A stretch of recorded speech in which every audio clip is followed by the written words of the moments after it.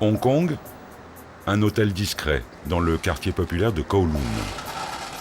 Derrière les vitres sans teint et les portes matelassées, ce bruit obsédant. Des perles. Des perles qui roulent à l'infini dans leurs bacs de plastique.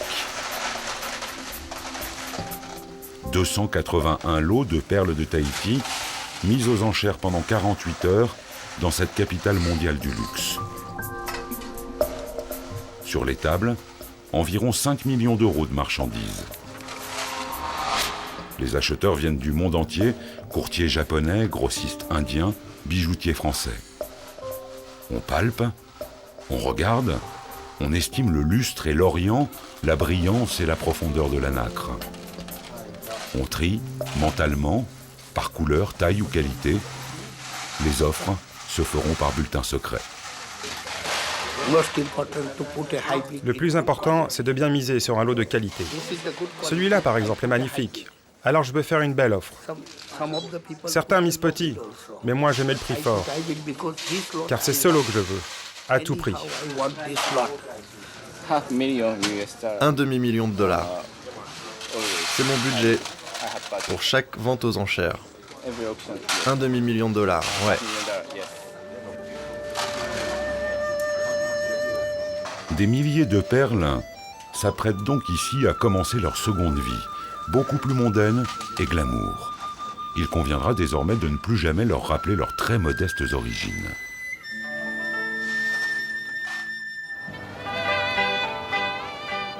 Parce que d'une certaine façon, comme 95% des perles de la planète, elles ont commencé leur vie dans un endroit aussi improbable que celui-là. Un petit lac artificiel à Zhuji, au sud de Shanghai. Plus grand récupérateur de bouteilles en PVC de sa province, M. He est l'heureux propriétaire de cette ferme perlière d'eau douce, une des plus importantes de la région. Il aime beaucoup faire visiter son exploitation aux acheteurs étrangers. Aujourd'hui, Arnaud et sa femme Claire, des bijoutiers français installés à Shanghai. Bon, elle est bien fournie, hein. Ah, it's wonderful, hein. Il y en a 34. Ces perles-là n'ont pas beaucoup de valeur. Les perles d'eau douce ne sont pas très recherchées. Mais M. He est aussi un acteur essentiel dans une production beaucoup plus rentable, celle des perles de mer. Explication. Alors on peut voir aussi la nacre qui est superbe, hein, quand même. C'est multicolore, c'est magnifique. Hein. Et la nacre est aussi utilisée pour la fabrication de nucléus. Les nucléus qui seront insérés dans les huîtres pour la production de perles de mer. Voilà. Des perles de mer naissent donc ainsi dans ce tout petit village chinois, dans des odeurs nauséabondes, aux mains d'un personnel inépuisable et résigné. La chair des huîtres d'eau douce est inutilisable, on la jette. Mais les coquilles nacrées, elles, vont servir de matière première. Après un nettoyage sommaire, celles de M. He sont revendues à la tonne dans l'usine de nucléus de Madame Chen.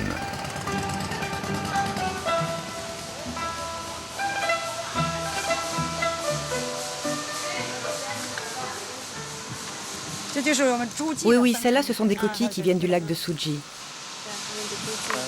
L'usine de Madame Chen est un aimable capharnaüm, ce qui lui permet de ne pas trop dévoiler ses secrets de fabrication. Perceuses, fraiseuses et polisseuses restent à l'abri des regards indiscrets et la pause tombe à point nommé pour abréger la visite. Premier producteur mondial de nucléus, la Chine compte des centaines d'usines comme celle-ci. Madame Chen ne rechigne pas du tout à expliquer à ses visiteurs français le principe de la fabrication des nucléus.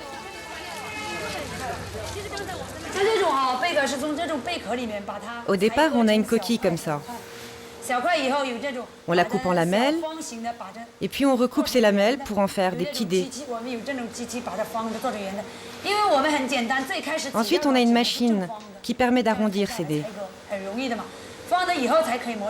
On fabrique comme ça des billes de nacre toutes rondes. Celui-là, c'est le moyen, Habib, parce que tu vois la couleur pas blanc. D'accord. Ça, c'est les nucléus pour les perles de mer? Ça, c'est la meilleure qualité. D'accord. Perles de Tahiti 等 aussi. 级是最好，怎么看它那个等级？ Pour les perles de Tahiti, ils utilisent ce nucléus.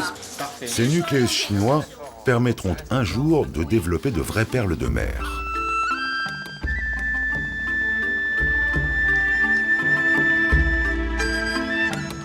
À l'autre bout du pays, Bailong, dans le Guangxi, sur la mer de Chine. À l'infini, des bateaux de pêche et des fermes perlières flottantes, mais plus l'ombre d'une bouteille en plastique. Dans le village, on ne produit pas de nucléus, on les achète à Madame Chen ou à ses collègues. Ici, on produit de vraies perles de mer. Madame Li, comme tous les autres perliculteurs de Bailong, a de l'or dans ses casiers.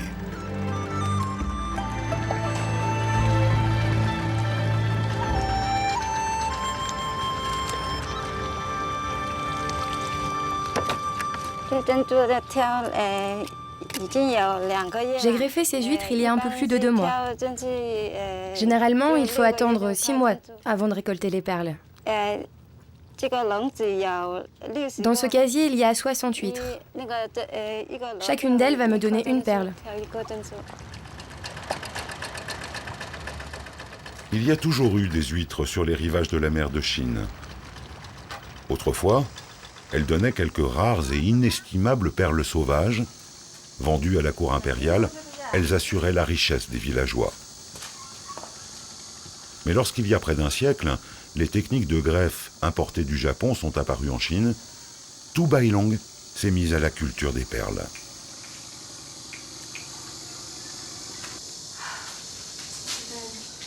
C'est tout ce qu'il nous reste de la récolte de l'an dernier. Mais même celles-ci, on va réussir à les vendre. Pas cher, 1 euro ou moins. Et celles-là qui sont plutôt jolies, on va peut-être en tirer 2 euros. Ou un peu plus. Pour Li et son mari Wang, le moment est venu de se reposer sur leur laurier. Ils ont vendu 20 kilos de perles cette année. 8 000 euros, une belle somme à Bailong. En cette saison, il fait un peu trop chaud pour faire les greffes. Moi, j'ai terminé, alors là, je suis tranquille. Je n'ai pas beaucoup de travail.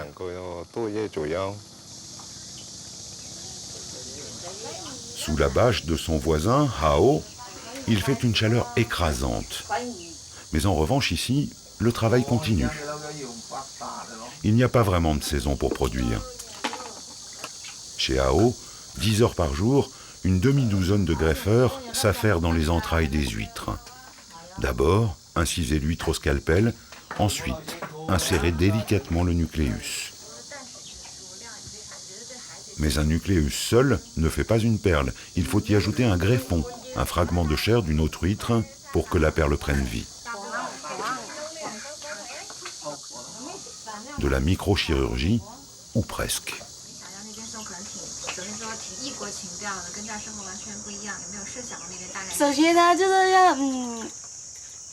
Il faut bien faire attention au moment de l'incision. Il faut ensuite mettre le nucléus et le greffon dans la bonne position. Il faut s'appliquer pour que la perle soit jolie. Si tu rates l'incision ou si tu places mal ton greffon, eh bien, il n'y aura pas de perle.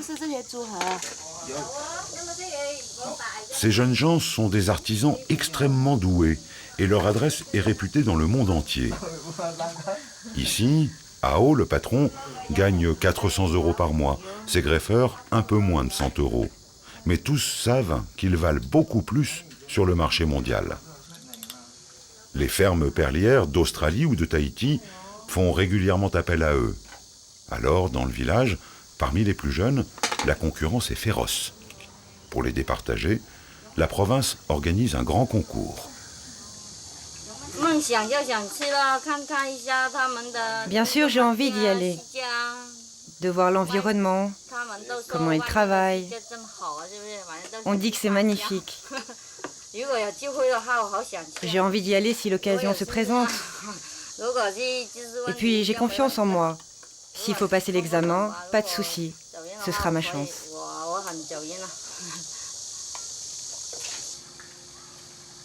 Il y a 15 ans, la chance a souri à Li. Elle a gagné un contrat de 4 ans en Polynésie. Cette photo, c'était sur l'île de Rangiroa. Sur la photo, là, je suis avec mon cousin Yu, son frère et d'autres travailleurs chinois. Je garde de bons souvenirs de là-bas. J'aimerais bien y retourner, mais je suis trop vieille maintenant. Ils cherchent des jeunes. Les paysages étaient magnifiques et le climat, la température, tout, c'était génial.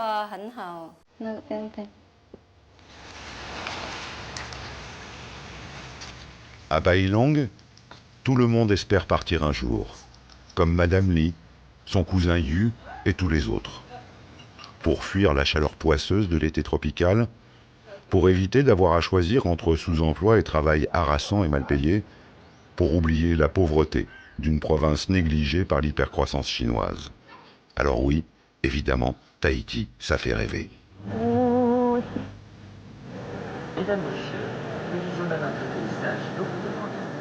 Destination Rangiroa, archipel des Tuamotu, Polynésie. Un petit morceau de pomme, pays d'outre-mer dans la nouvelle terminologie administrative française. 2000 habitants et 3 Chinois. Yu, le fameux cousin de Madame Li, son fils Ming et Mo. 3 greffeurs venus de Bailong. Une avant-garde en quelque sorte, mais fidèle au poste depuis 15 ans pour les 2 aînés. Malgré tout ce temps, toujours aussi étonné par les interminables dimanches franco-polynésiens, journée de repos absolu.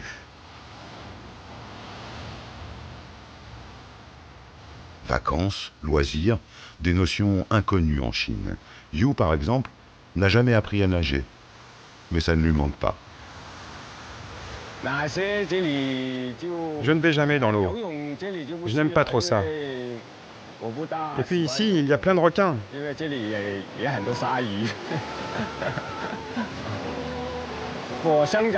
Mais j'adore la mer, parce que je suis né et que j'ai toujours travaillé à côté de la mer. Maintenant aussi, j'ai un travail qui me permet d'être à côté de l'océan. J'adore.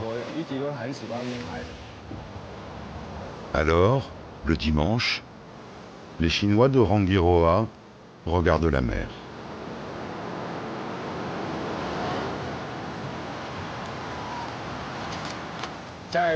En Chine, il n'y a pas beaucoup de surfeurs. Ça a l'air très amusant et il y a beaucoup d'endroits pour en faire ici.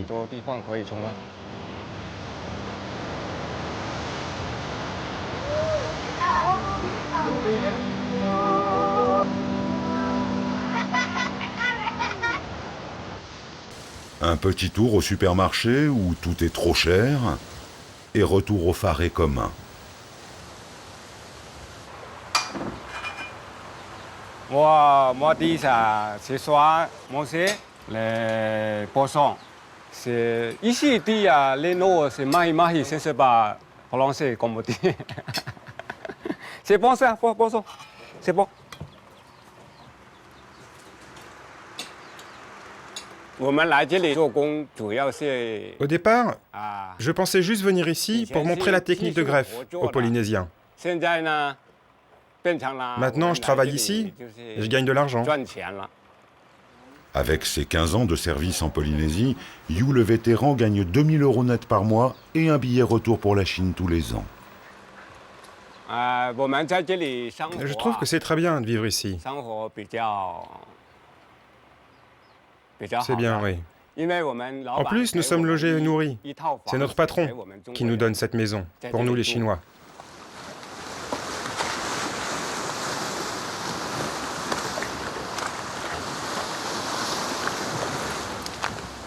La journée commence tôt dans la ferme perlière de Philippe Cabral, le patron de Yu. C'est l'une des plus grosses exploitations de Polynésie. Dès 6 heures du matin, les 20 employés sont tous à leur poste. Au casier, à l'entretien, mais surtout à la récolte ou à la greffe.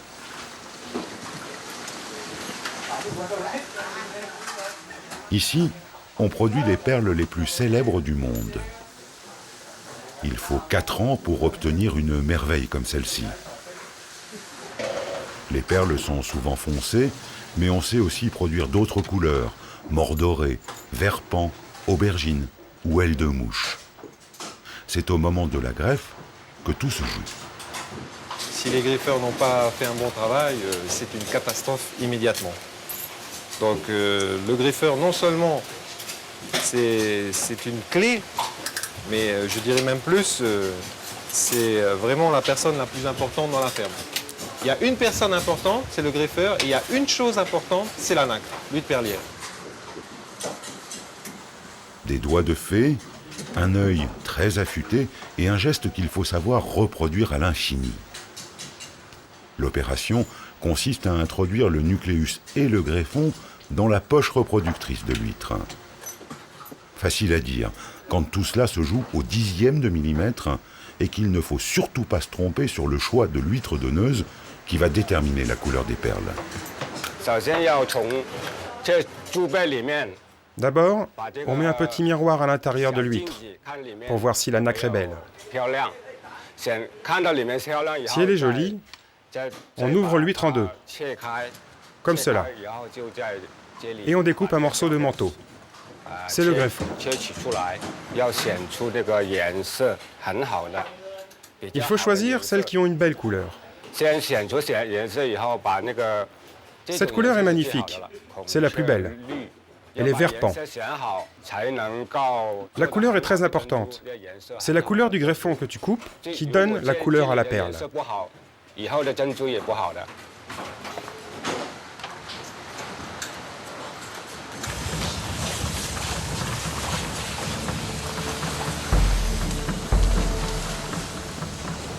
C'est ensuite à la nature de faire son travail. La perliculture n'a rien d'une science exacte. Pendant de longs mois, les huîtres greffées seront aux petits soins dans les eaux claires du lagon, mais malgré l'attention de Marco et de son équipe, 1 sur 2 seulement donnera une belle perle, à cause des rejets de greffe et des prédateurs.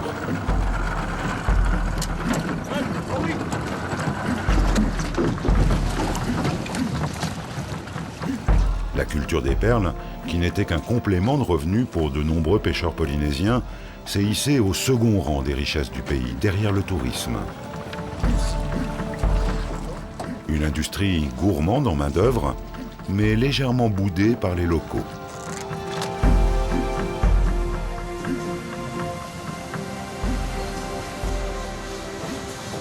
Devant la multiplication des fermes et l'impossibilité de trouver des greffeurs pas trop chers et compétents, la seule solution c'était d'aller dans le pays où il y avait beaucoup de perliculture, et c'était la Chine.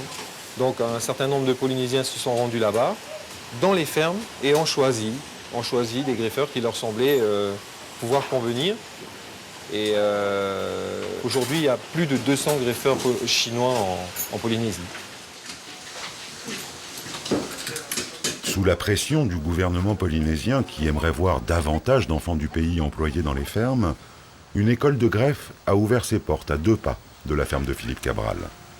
Objectif, former et imposer 5 Polynésiens pour chaque emploi attribué à un Chinois. Ça n'est pas gagné. Les mercenaires chinois ne comptent pas leurs heures, ils acceptent des salaires bien plus bas et ils ne connaissent pas la lutte des classes. Immunisés sans doute par la société théoriquement harmonieuse dont ils proviennent, mais aussi peut-être par leurs potions magiques, précieusement importées de Chine à chacun de leurs voyages. On prend une tasse de thé brun, ça fait du bien. On boit ensemble, on discute, en attendant le coup de fil de la famille. On fait ça tous les soirs, ça fait du bien.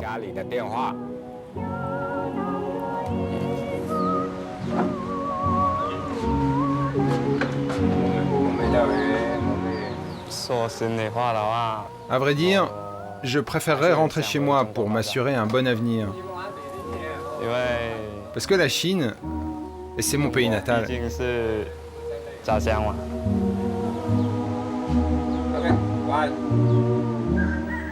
Mais même sous les tropiques, il n'y a pas de vaccin contre le mal du pays. Et chaque coup de fil, comme une rengaine, rappelle à Yu, Ming et Mo combien ils sont loin de chez eux. Dans le Pharé, pour chasser le blues, à chacun sa méthode et à chacun son écran.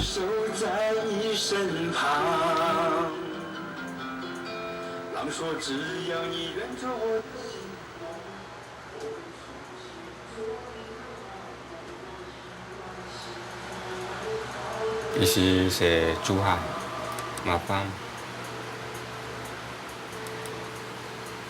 Mon fils avec sa maman, c'est maison à moi. Moi, je travaille ici pour gagner après l'entrée de maison ça.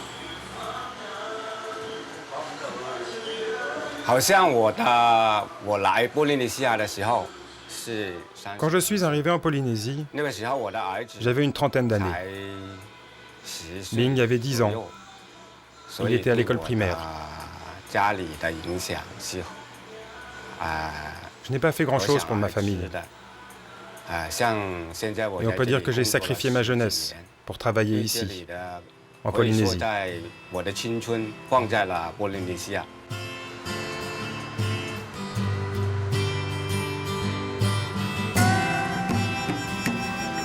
À 15 000 km de Rangiroa, Chinzu. Cette petite ville de la province chinoise du Guangxi compte plus d'habitants que toute la Polynésie. C'est là que Yu a fait construire sa maison, une tour d'ivoire que Zhu Yang, sa femme, ne quitte presque jamais. L'appartement est rutilant, propre comme les sous-neufs que Yu envoie chaque mois. Mais les heures sont longues.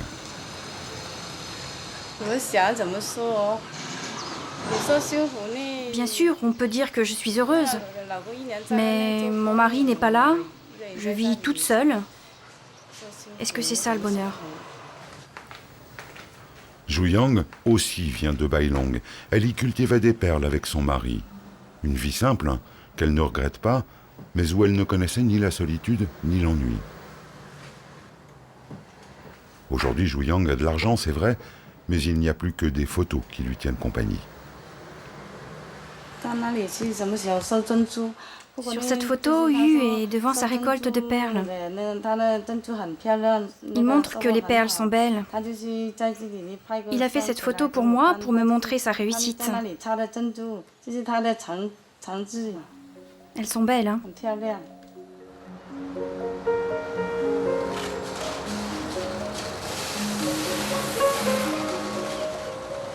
À Hong Kong, les négociants achèvent leur razzia. Les 230 000 perles de Tahiti ont trouvé preneur. Les Chinois de Rangiroa n'ont pas fini le dimanche de regarder la mer, ni Yang d'épousseter sa grande maison vide.